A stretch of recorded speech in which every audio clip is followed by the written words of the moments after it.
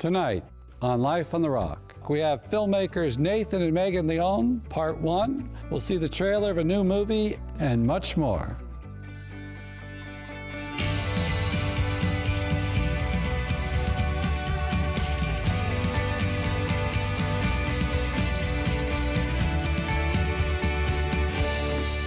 Welcome to Life on the Rock. Tonight our guests are Nathan and Meghan Leon. They are the founders of Visionary Film Productions. And tonight we're going to be talking about their latest film, Grace by Night, a story of redemption and service and Christian faith.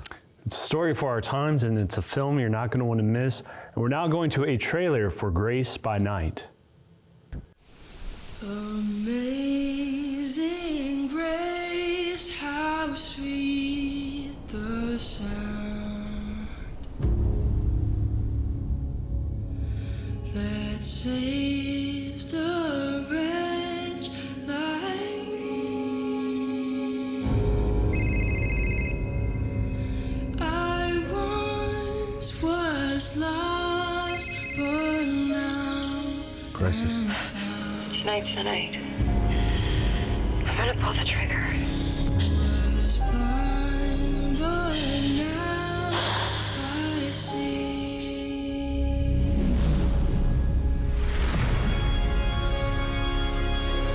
I called because this will be all over the news by the end of the day.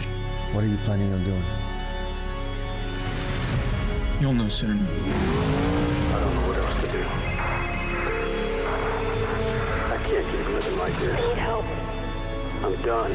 You told me something that night that changed everything. Medic to cardiac arrest. Do you remember what it was?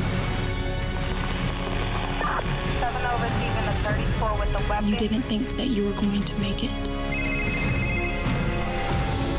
I need some help. This is my dad. He's been in jail a dozen times, so it doesn't do any good. So are you gonna help or not? All right, where you at? There you were, opening up your heart. You talked me out of making a bad decision. 1-3 to police are requesting an ambulance to detail me as screaming for one. 1549 East 18th Street. Caller, third party. See the call from an elderly woman at the above location. Stated she was having a heart attack. I need help. Can you help me? You stay where you are. I'm on my way.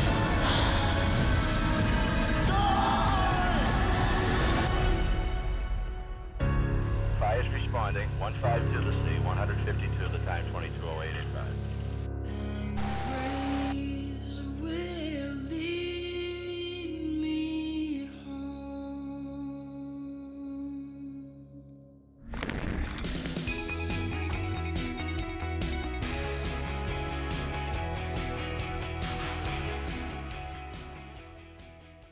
Well, Meghan and Nathan Leon, welcome to Life on the Rock. Thank you. Thank you. This is an exciting time for you. You're about to release a film. Nathan, you're the writer-director, and you're a producer. So how do you say that? Lead producer. Lead producer, okay. Lead producer of the film. You're married, 3 kids, devout Catholics, wanted to make a good film. Being released August, Grace by Night. And tell us about the inspiration for it. What really drove you in writing the story? Yeah, you know, I was inspired to tell a story of redemption that was about reaching out to, outside the church walls. So taking our faith out into the streets. How do we, when we leave on Sunday, how does our faith get incorporated into our daily life, through the rest of the week? And so we had this concept come to mind about a crisis hotline responder going out, bringing faith to people in the streets in the toughest of scenarios. And so the story is really about a man who's going through some personal tragedy, and he's trying to cope with it. And he decides, he's going to take this volunteer job as a crisis hotline responder to try to get over and understand his own pain. And he goes into the streets and he finds out that these people that he's trying to help end up helping him. Right. And he starts to be changed by all these various characters. And then along the way, he meets a young man, and they bond over the sport of wrestling. And so it's kind of the redemption story of how this kid who is living in a fatherless home, and then a father who is dealing with his own problems with his family life, come together and build each other from that. Right, And so, right. yeah, just trying to bring the faith into the real world a little bit. And it's not super overt. I mean, you have a priest character, they're talking about faith and things, but it's kind of real, in some ways, kind of entry level, like fundamentals of belief. Yeah. I mean, it's very serious topics, Yeah. struggles they're dealing with, but it made me think sometimes as a priest, a lot of times we're dealing with Catholics that are practicing the faith and working out problems and issues. And this is addressing kind of a more, coming in for the first time, and so Yeah. that's kind of your target audience, right? You're trying to speak to a secular culture. Yeah. Right. Yeah, we absolutely are. It's important to us to evangelize in what we make, and do so in a way that doesn't come across judgmental, but also really sticks to the morality of life and where we need to be going in order to have ultimate salvation. So, that's really important to us, that we be very approachable with our stories and that we deliver the message in a very digestible, identifiable way. So somebody who's watching can say, oh, that person looks like me.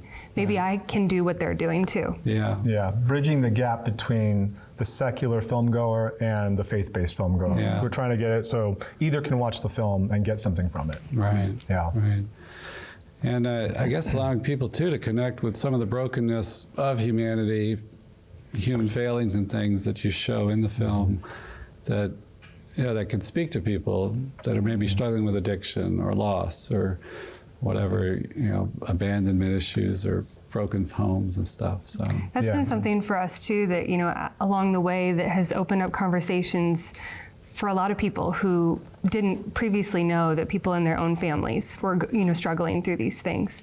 So I think it kind of allows people to feel comfortable with talking about the hard topics, and realize that it's not just them, that there's a lot of people out there that are struggling with things, and the ultimate answer is Jesus Christ. But we have to do that on a person-to-person place first, of understanding and love. Right. And you have a priest too in there, getting pretty real as well. Yeah, one of the things that working in the Hollywood spectrum of filmmaking, we always feel like priests are portrayed as either villains or just not very well. They're a lot of times they're the bad guy, and so we wanted to make a film where we're more reflect the experiences that I had with priests, where they actually were kind of mentors to me and helped me get through a lot of my struggles, but then also portray them as real people and that they have struggles too. Right. So the main goal was to have a character that we could show in a good light and show the positive things that they can do, contrary to what we sometimes see in Hollywood films. Right. Yeah. So you have inspiration, but that's one thing to be a dreamer, another thing to make it happen. You all have made it happen, and Meghan, you're involved a lot with the business side of it. Can you walk us through some of that? I mean, how does funding or Yes, God How much bless time her. do you God have? bless her. It's not a small task. We always applaud others who are in this industry when they get a film finished, because it's a long process that takes years, from conceptualizing the story to executing the script to then shopping that around and networking with people and seeing who's on board with that same mission. And raising 3 kids and working on other things. for Yes, livelihood. exactly. The balance is interesting. It's always been for us, though, a big calling. We always said there's no second path for us. Like, this is what we're doing, and we really teach our children to go after their dreams, and no matter how long it takes, if it's something that God's put in you to accomplish, He'll make a way. Right. So that goes, like you said, from the financing to the conceptualizing of the script. I'd say the financing of an independent film is always the longest portion, because you're trying to find like-minded people with money. Right? That believe in what you're doing, but who can bring the funds to really bring it to life, because our medium is not an inexpensive medium. Film feature-length movies are very expensive, just by the nature of the equipment and the people. And this is all on digital, right? Is it Yep. okay? Yep. You were telling me that's cheaper than actual film. Yeah, and pretty much nobody other than I think Tarantino and Chris Nolan get to shoot on film anymore. So we call it digital cinema. They're the only guys I think that still are allowed to. Yeah. But because they figured out new ways to make digital look like film. So when you go in to talk to these people, do you have clips you're showing, or is you just giving them the vision verbally, or? Yeah, so we didn't actually, when we started this project, have the financing to go shoot footage until we had just convinced them on the script. So we used the screenplay, and the people who read, the financiers who read the script were moved by it. Some said to the point of tears, and believed in it enough to finance it without any other footage, just using the screenplay. In our current projects now, we're able to go out and shoot some demonstrations and some proof of concepts, but this was prior to that. So yeah, just the script, I think is pretty much, and then some shot decks, which are just, pictures of how we imagine these shots will look, the kind of tone and atmosphere we're trying to create in the film. That's pretty much how we do. And then, like the advertising part of it, is that a big? I hear like with typical films today, it's like half the budget. Yeah. So we get marketing teams involved after we complete the movie. And so now we have partners. We have about 5 major partners, including USA Wrestling, Movie Guide, who am I forgetting? I know there's quite a few. Catholic Answers. Catholic Answers is another one, EWTN. So building partnerships, we all have kind of the same goals of the kinds of films we want to put out, and even, or at least have something that's similar in the film. So like with USA Wrestling, obviously there's wrestling in the film, and they believed in the story enough to promote it as well. So And that I like to watch sports, love drama, Olympics and World Cup and everything, and you guys nailed that. I thought the drama, the excitement, the training part, the sacrifice part. So well, thank you. Yeah, we saw it as kind of a redemptive Rocky style story. I always use that as a reference for the actors and for financiers. I said, imagine like Rocky, but if we could put a little more spirituality into the story, and that's what the movie is. And it really is a redemption story of a man who comes from a pretty dark place and has to find redemption throughout the course of the story. Yeah, never in the movie did you always had a sense of a bigger story here that it's just not about wrestling. No, this is much bigger than wrestling. We call that window dressing. but yeah, it's definitely, just like Rocky isn't really about boxing. If you the director is known for saying that. The sport helps to market the film and is a part of it.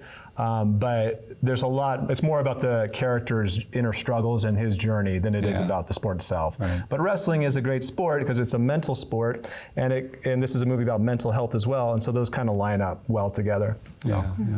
We're going to take a short break. We'll be back in just a minute with Nathan and Meghan Leon.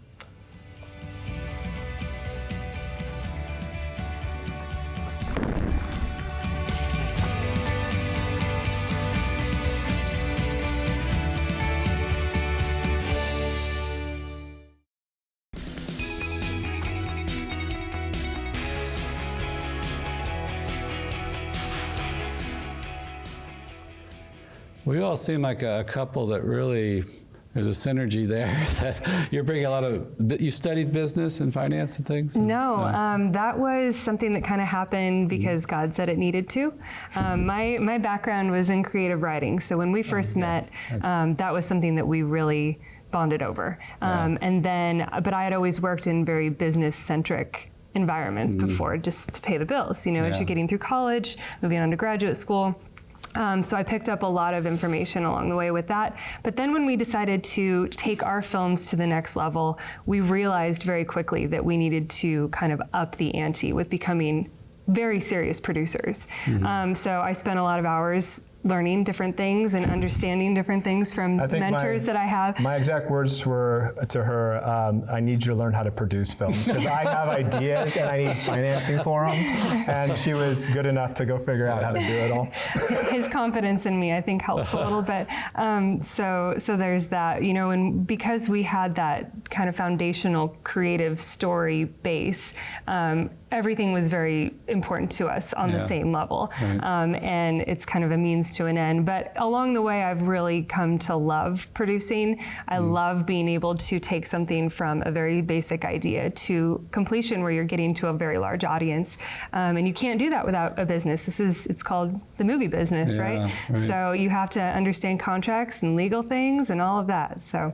And in graduate school, you were still studying writing? I was, yeah. I was. I forgot that piece. Yeah, that would bring you together to, and like film today is like the medium, the art form. We're all in love with it, and it's powerful. It's a legitimate art form that you all can work together. Now, so like talking to people helped you to learn how to produce them. Yeah, I mean, also practical application. You know, we were lucky enough to be in Southern California where there's a lot going on when we were first starting our company.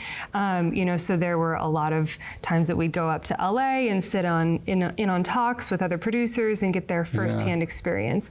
And that to me was kind of a fast track for learning how to produce because I wasn't having to go through the lecture section of learning. I could go to, this worked for me, this is how I worked it with my templates, this is how I worked with my contracts, and then move from there. And because I had worked in academia before and in the medical environment too, in business aspects, I kind of was able to take what I had garnered from that and put it onto the film business. So being a creative writer, like what is it about story that you find compelling, that the world finds so compelling? Why does that work? Why does that speak to us so much?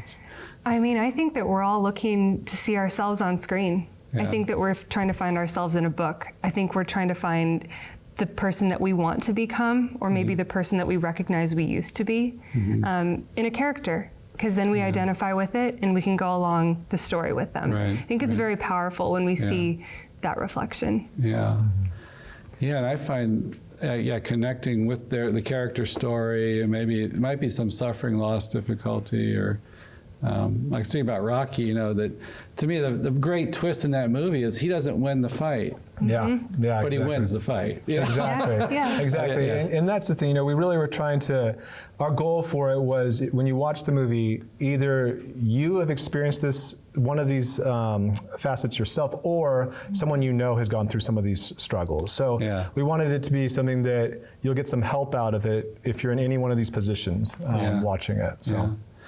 And now, how did you learn the craft? Because you didn't get the degree in it necessarily. You did some studies. But you're like a conductor, right? The director is like trying to bring all these people together to get along, to produce, to be fruitful. And it was the School of Hard Knocks, as we call it, and learning just by doing it. So I was going to go to Chapman University's film school, and right as I was about to spend the money to go there, I got into a mentorship called the Act One program, and that's a Christian organization that teaches young filmmakers producing, writing, screenwriting, and they're actually pairing and partnering you up with mentors who are actually working in the studios. So you're getting great firsthand experience from the people really doing it. So that became my film school, and I took what I learned there, built some partnerships, and learned a lot during that mentorship program.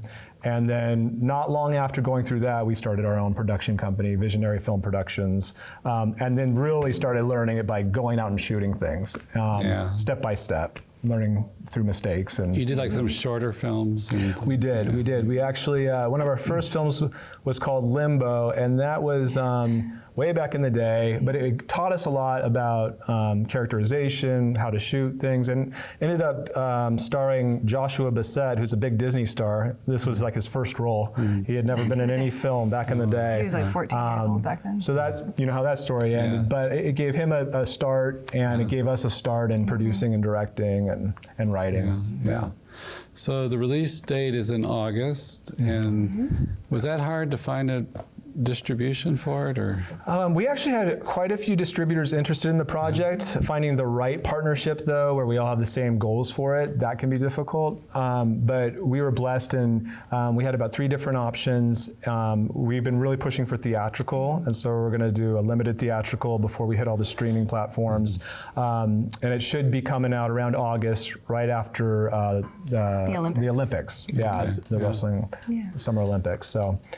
And that's like, for you all, that would be, or the money's mostly made in the theatrical release, or is it? A good portion of it can be, yeah. You want, the theatrical release is important so that you have a nice billboard leading up to the release of the movie, so that it doesn't just get lost on the streaming platforms. It's almost like a giant billboard poster for what's coming. So that was pretty important to us, and we felt like the film was a strong enough film that we wanted to give it a wide release. Yeah. We got just about a minute and a half. We should say something about one of the main actors, Antonio Sabato.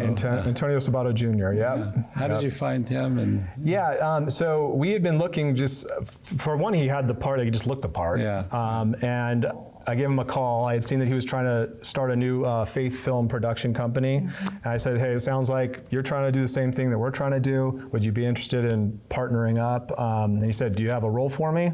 I said, actually, I do, if you want to read the script. And so he read the script, and he really loved it. And the rest is history. Also, part of his film company was working with you guys. Yeah, he had his own production company. He was doing his own thing, but when at the same time that we were building this film. So then he came on because he loved what we were doing with the film so much, just as an actor himself. So. Yeah, he was just enjoyable to watch. You know, it just seemed like every scene he was like really acting in every scene. Yeah, he got a Best Lead Actor at International Christian Film Festival, so he was pretty happy about that. Okay. Well, thank you so much for joining us. We're actually going to do another show with you to talk more about the film and some different aspects of it. But thank you for joining us on Life on the Rock. Great. Thank you so much.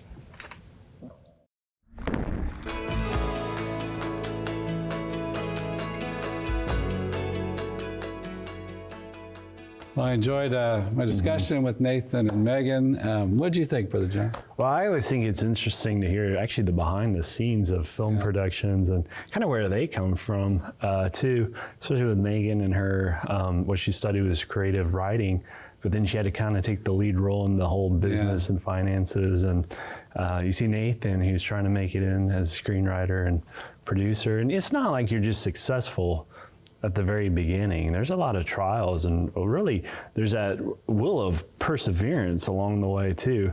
But one of the things that I really liked that really communicated to me was just the idea that you have an idea, a good idea, and now how to put that idea into action.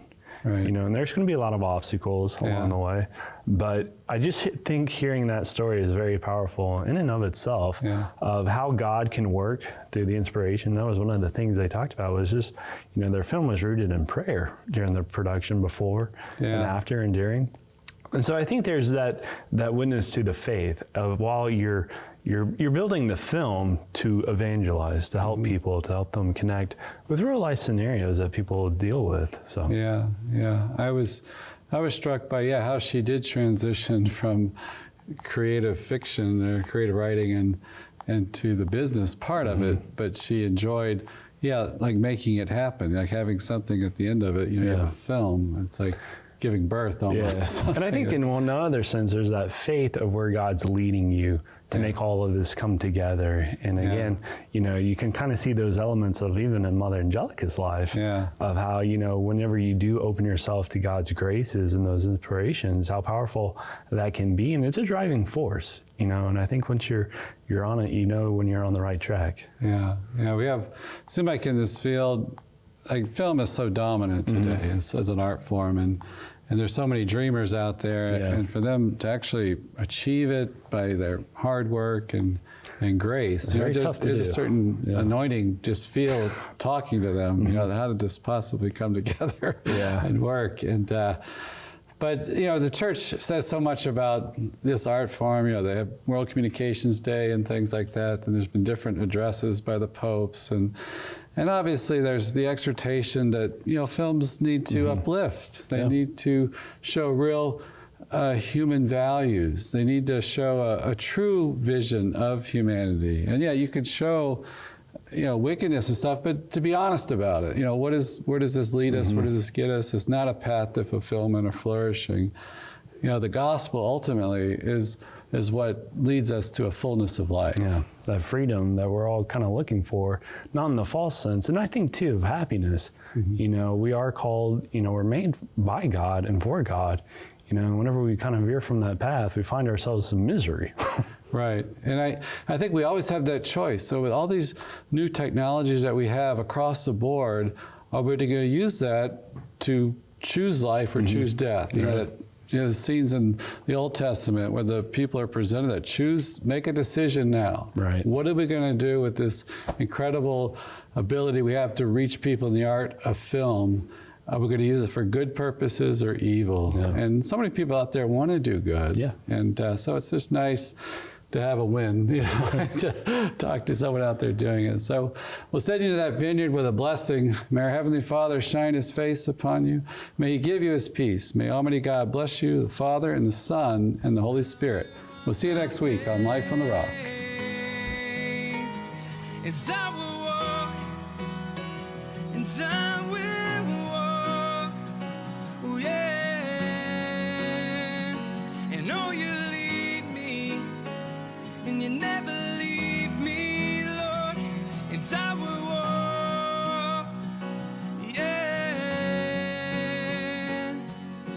you're my confidence.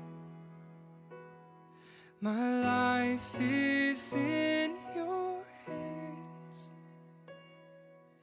You're my confidence. My life is in your hands. Even when I can't see, and you've gone before me, and I will walk by faith. I will walk by faith. The future is a mystery, forever will you lead me, and I will walk by faith. I will walk by faith, 'cause even when I can't see,